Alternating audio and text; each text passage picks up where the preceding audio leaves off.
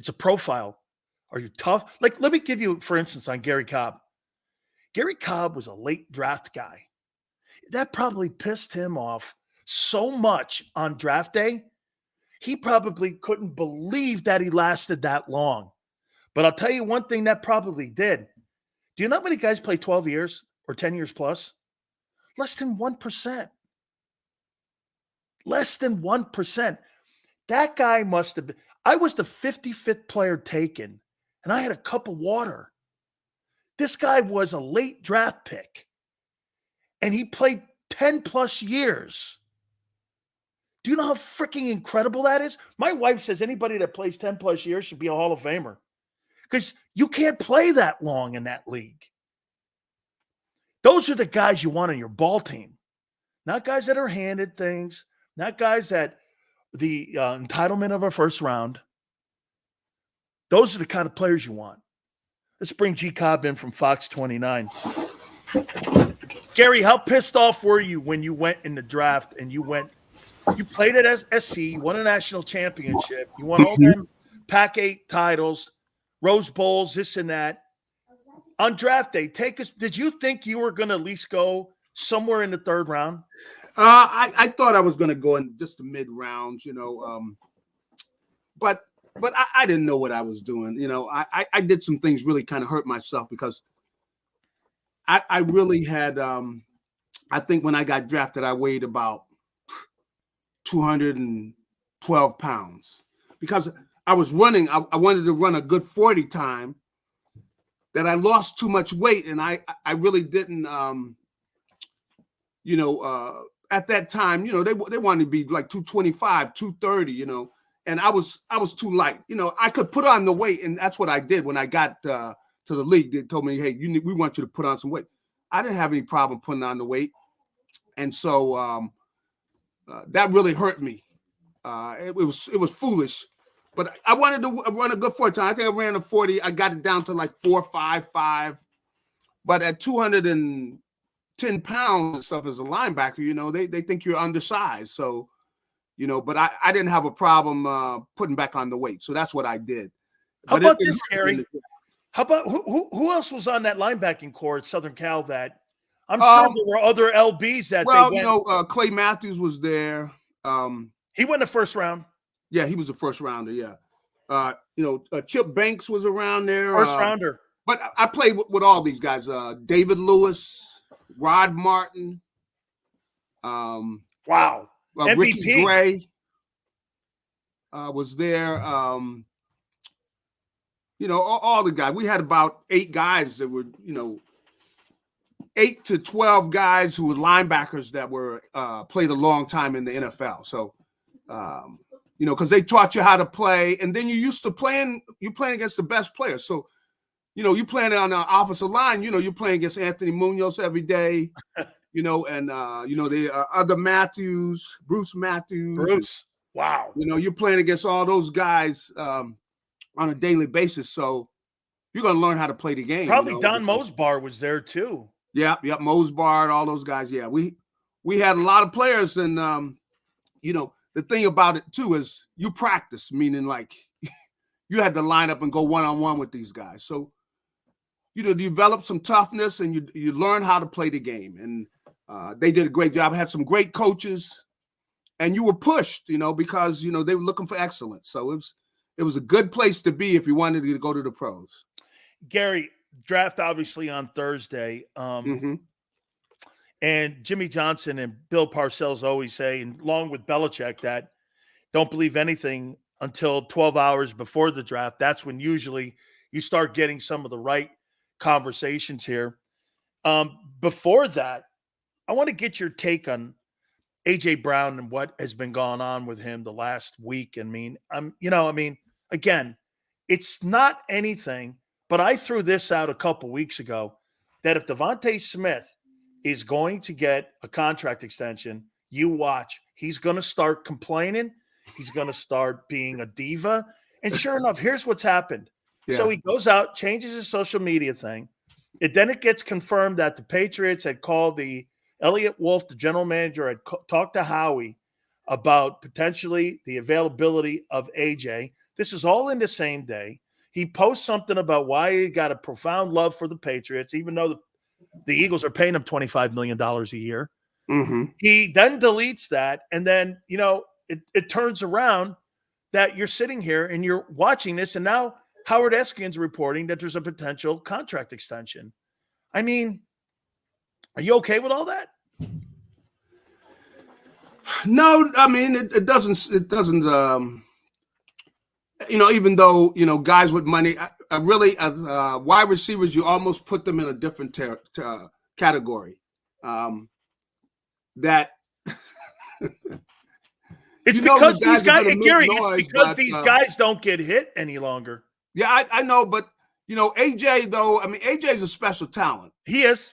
So, you want to keep him happy and everything, but I'm not crazy about guys complaining, about the contract, but it's not a shock. I don't think it's a surprise if a guy's a wide receiver and he wants more money. Especially the way it's going up. Now, I got to admit, these salaries are getting crazy. Crazy. I mean, so I'm sitting there looking at him. If I was AJ and I could get some more money, I guess, hey, I understand. If they're going to pay him some more, it doesn't surprise me. You want to hear something crazy? By the beginning of September, when the season starts, he might be the 8th highest paid wideout in the game. When you're looking at Jefferson's going to get north of 30. You've got another guy in Miami making 30. Lamb's going to make 30.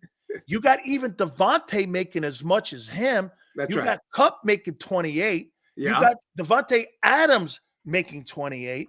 Yeah. I mean, Garry, if you're him, you're looking at the way the market is heading right now, and you're outperforming the guy who just got a salary as equal to yours. Yes. So that's what he sees. And for the record, I think, too, I don't like the bitching, but he's got a point.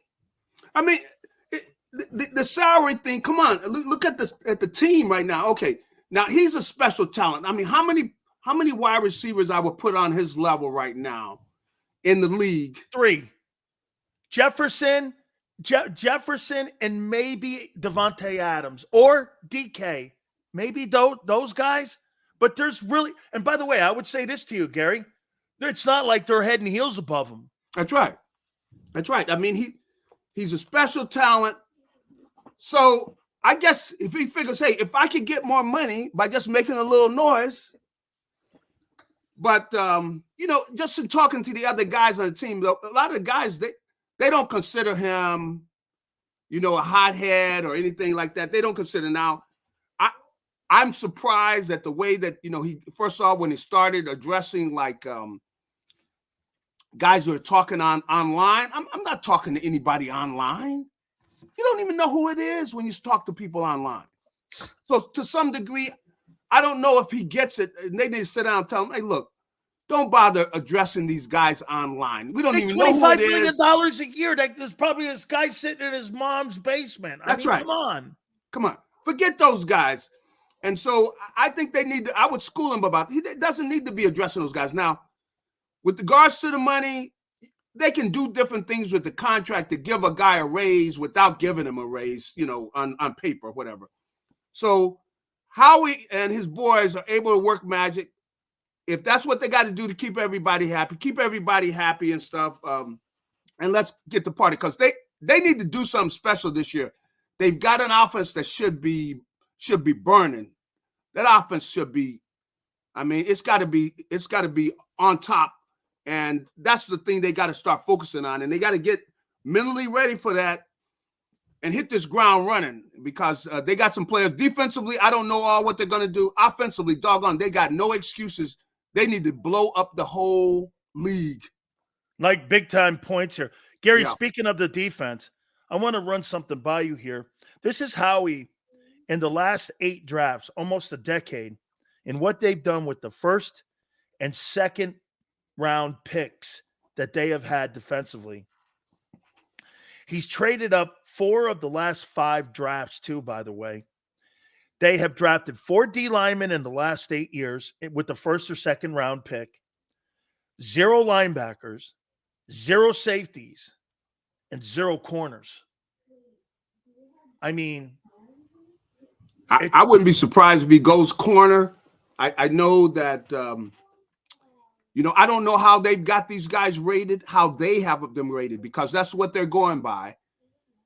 And I wouldn't be surprised that if they were to move up and they have their eye on somebody, and if they drop to a certain level, let's say in I don't see them necessarily going up into the top 10, but after the top 10, and they're sitting at 22nd, I would expect that they'll move up. They just, Howie seems to be very aggressive about that. He gets his eye on somebody. 4 of the last 5 drafts, they have moved up, as I said.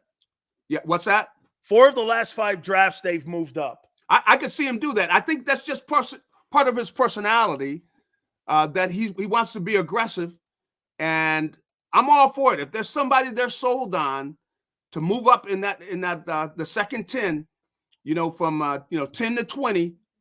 And they've got, a lot of times they develop a relationship with somebody and they talk to them about making that move. And there's somebody they've got their eye on, and they move up and they grab them in the teens. If you go up into the 10s, you're going to be giving up a lot. How about this, though, Gary? Elliot Wolf, maybe when they contacted Howie about AJ and they shut that down, according to Adam Schefter, and Albert Breer. But what if, because he made it very clear today, the Patriots want to move down. Could you ever see Howie moving up to 3, shipping that 3rd round pick to Denver for Surtain? Well, Surtain is a special player. He would want to. There's nobody in that draft, and he's only 25. And as I said last week to you, yeah, still on a rookie deal and an option, 5-year option they picked up already for the following season. Mm-hmm. You don't really have to pay the guy giant money. Yeah. And for the 3rd pick, do you really think there's a guy defensively in this draft? I look at it and I don't see an impact. Well, he's gonna be able to help you immediately. Being that he's already had a number of years in, and with the talent he has, I can see them doing that type of deal. That's a very aggressive deal. Now, I know he'd have to give up a lot for him, but he's a player which you put in and you expect he's going to be there 4 or 5 years, and you got one of the best talents in the league. Would you give up 22 and a 53rd pick for that 3rd pick? Definitely no problem with 22. Man, give up that other pick too. Well, I would be looking for another player too. I might have my eye on somebody else on their team, let's say. But I definitely would be thinking about it. I think the Eagles would be thinking about something like that. But giving up 2 players, giving up your top 2 picks, that's a lot, man.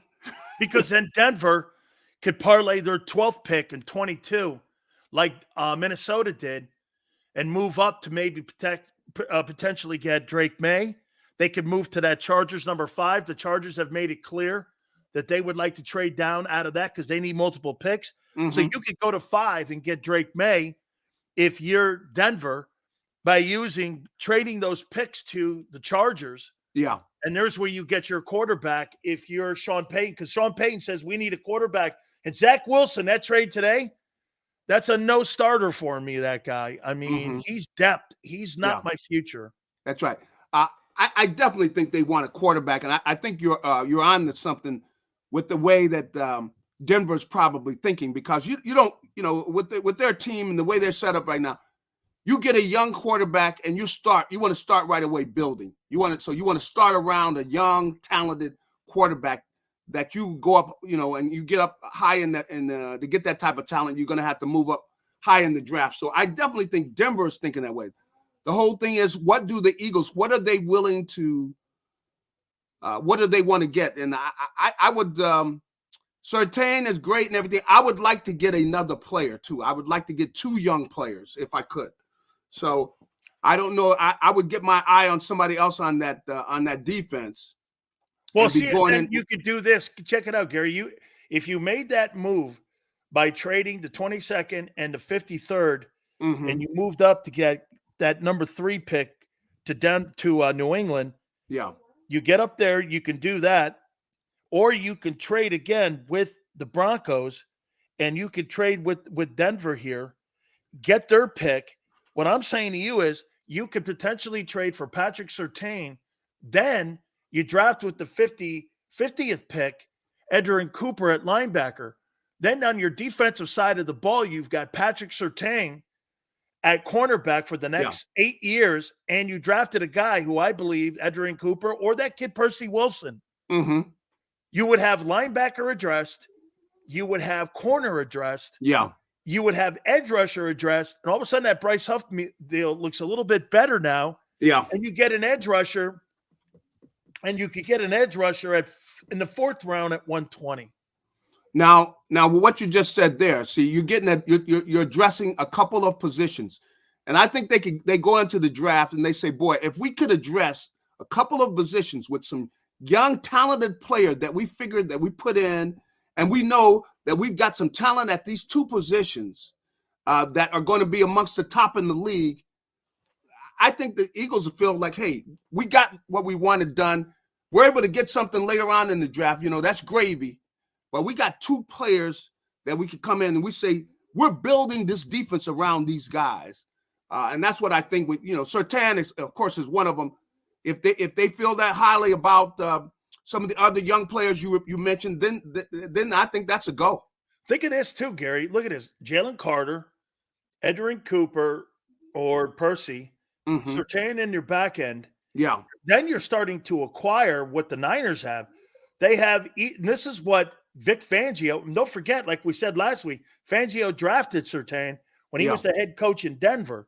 So, and they called last November about him, along with the 49ers, about his availability. So remember what he says about building a defense. He wants to be good at every level. The Eagles have not been good at every level. That's correct. That's correct. The last 2 years. You're right. Well, last year they weren't good. Yeah. And in the back end at the safety position, they were good 2 years ago, but not last year. It's been too inconsistent because of the mercenaries. Yeah. This is the kind of defense Vic would want to build. Good D-line, solid linebackers, and a good secondary with a shutdown corner could go a long way and help that offense. Well, I think you're definitely, what you're talking about right there, that is Fangio. I think he would be very happy to be putting that type of talent back there, because he likes a defense where he wants his corners so they can tackle, and you got Surtain is a guy who plays the whole cornerback position. He's able to be aggressive. He can be physical. And then, of course, he's got the athleticism to cover anybody. And then you upgrade the linebacker position too. And I think that's one thing that Fangio has probably sold them. It seems like they've sold them is we've got to improve at the linebacker position. I just have a tough time with him drafting a corner because he hasn't.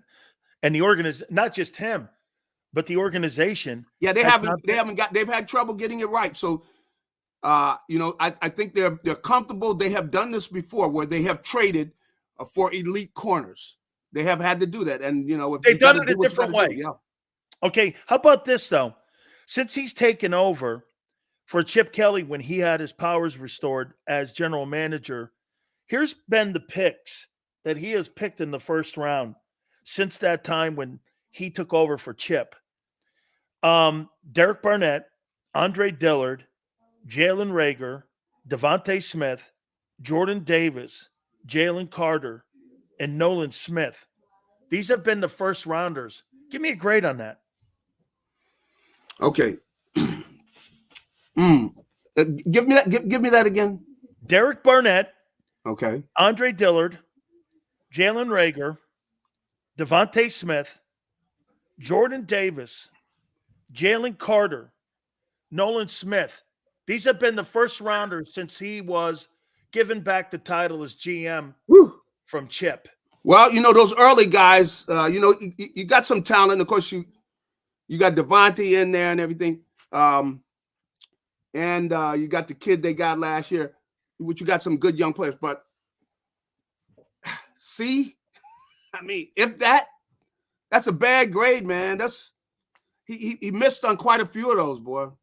And if here, Barnett never really with impact. No, he never became, he did recover that ball in the Super Bowl. Right. It was a great moment for him. But he never lived up to, where you drafted him at. And a lot of those other guys on that list. I mean, there's some bad draft picks up there, especially at the start. The numbers, those players, man, it's just a lot of disappointment. So, is this a make or break year for Jordan Davis? Well, I don't think you look at him right now. When I look at him right now, would you give him another contract? Not with what we've seen so far. No, I could not. No, because he hasn't shown that he can rush the passer at the level, and he's shown us some things at times, but he hasn't been in the shape to really play the way that he has shown he can play against the run. That he can be a mountain there to take on double teams and everything. He has shown he can do that, but I haven't seen anything from him as a pass rusher. And, at least he could push the pocket and be able to get physical and push some people back in the quarterback's face. But he has not shown me that he has the athleticism and the physical tools to be a pass rusher inside. And really, if you draft somebody that early, they got to be a pass rusher. So I want you to help me on doing this. Instead of ripping Nolan Smith, which I do, how would you use him if you were going to be Vic? And I think you and I agreed, if you were going to put a scouting report on him, I don't think he can handle tight ends. I don't think he can handle physicality of the left tackles or the right tackles. So you've got to kind of put him out in space for that 4-3, because Garry, can he cover? I'd like to see that a little more. Maybe he needs more reps. As you and I know, the more reps you get, the more you have a book on a guy. We didn't see a lot of reps on him. But, boy, I tell you, if you're going to line him up and put him over a tight end, he's got to get so much stronger, he's so weak. Yeah, I know. Well, the thing that I don't know is, what they're doing this offseason, all these players, when I get a chance to sit there and really take a look at them physically, to see if he's gotten in the weight room, he's got to get in there and get so much stronger, and. But Garry, is it weight room strong or is it leverage strong? See, how many, you and I know that, man, hey, being in a weight room is one thing. Yeah. But when you, like Jerome Brown, I was 10 times stronger than him. But you watch Jerome Brown pick an offensive guard up and throw him like a bag of dolls. You know what I'm talking about? I know what you're saying. Yeah, I know what you're saying. Now, that type of strength, I don't know if he's ever going to have that kind of strength, a Nolan Smith.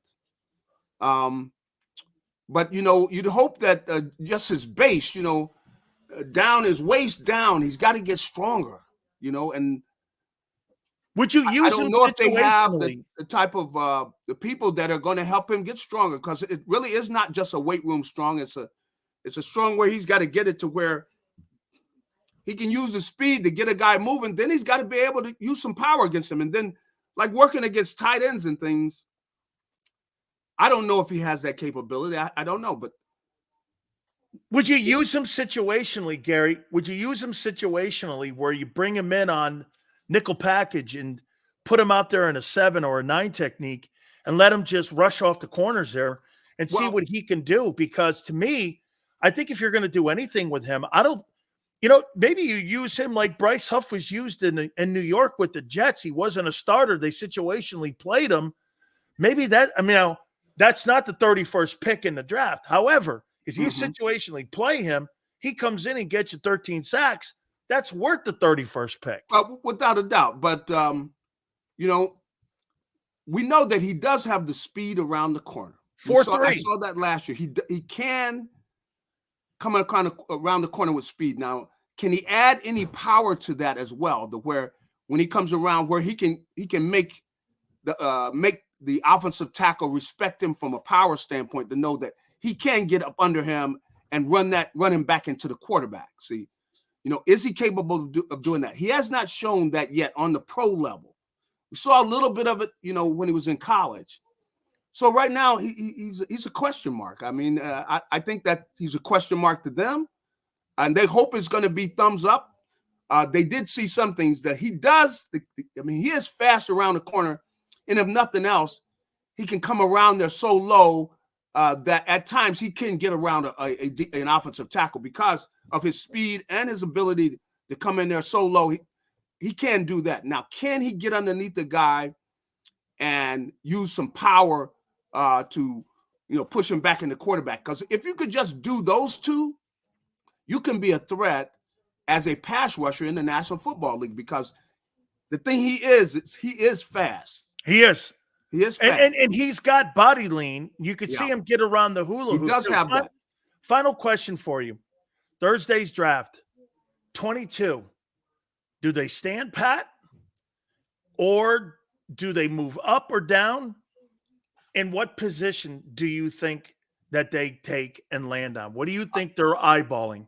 I think that with the fact that they've done some things, because Howie, a lot of times he talks like he wants to do some things early so that when he goes in the draft, he's going to say, okay, we can focus on, let's say, B, because we took care of A. And I think A, the thing that he took care of is they did make some moves in with their defensive ends, with the pass rush coming outside. Hopefully they're right. We don't know if they were right about all of it, but they clearly made some moves, and they think they have something there. I think they're going to do something at the cornerback position, and I really think they're going to move up somewhere in the teens. I think they're going to move up and draft a corner. That's what I think they're going to do, because it's a position they need to address, and I think they got their eye on that.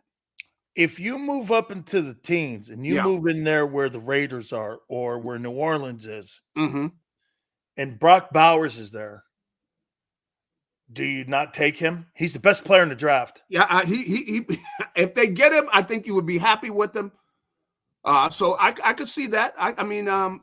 But I really think that they're going to now see if they made a move at that position. See, that would be new for them, because they have their system about their positions that they address, and that's the defensive line, offensive line, and then the skill position at like quarterback, wide receiver. They make a move, but for them to do it at the tight end position, now he is a special talent, and if he sold them, like I said, if he has sold them, which I can, because Garry, a lot of time right now in the draft, what you do is you throw intel out, trying to lead people away from what your intentions truly are. Yeah, and Howie's they do that. They do that. So I wouldn't be surprised if they do that. But as I said, in their formula though, I think they're thinking cornerback is the formula they've had. Now they changed it with Saquon.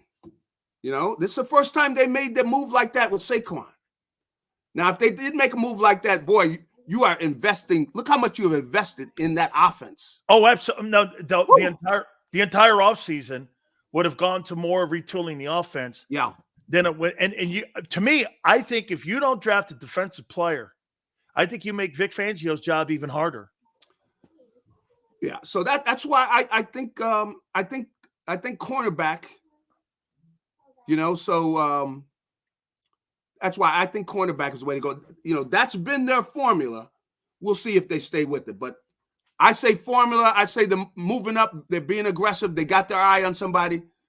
We'll have to wait and see if they do that. Garry, it's always awesome, man. Thank you so much for finding time. Appreciate it. Thank you, brother. All right. Have a good one. You got it. Great Garry Cobb. Absolutely. Boy, I'll tell you what, if they do move up and that kid's sitting there, are you going to draft the second best or the first best corner or the best player in the draft? You're going to pass on Brock Bowers. Of all the players in the draft, by the way, impact players in the draft, Marvin Harrison,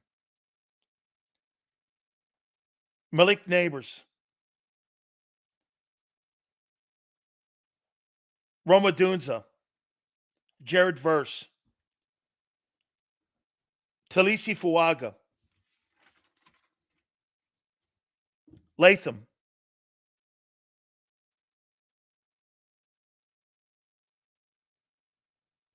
Barton, Arnold.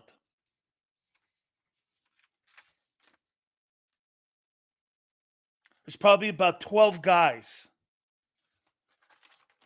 in the draft. There's probably about 12 dudes. Which means, well, again, you could probably name the entire offensive line group. No, I said this, Senor. If Brock Bowers is sitting there, I think he's the best player in the draft. And you move up and you're at 12. You take the corner and you pass on him, right?